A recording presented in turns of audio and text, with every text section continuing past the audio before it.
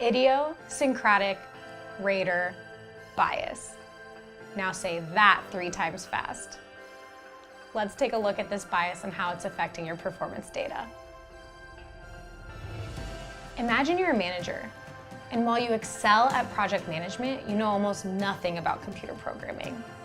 And when it comes time to evaluate your employees, you give higher marks to those that are good at computer programming and lower marks to those who are good at project management or other skills that are similar to your own.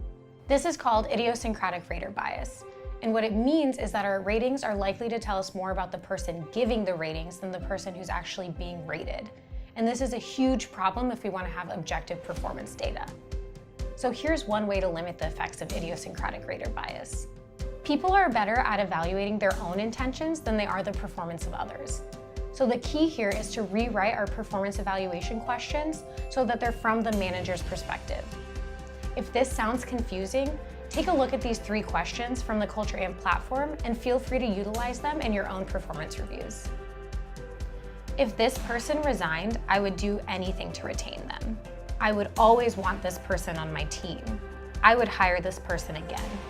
Notice how these questions focus on the manager's own behavior rather than the employees. Want to run more objective evaluations?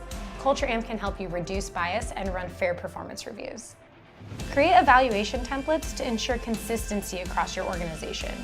You can customize your templates to fit the needs of different teams. See how else Culture Amp can help you build a high-performance work culture, from continuous feedback to goal tracking and much more.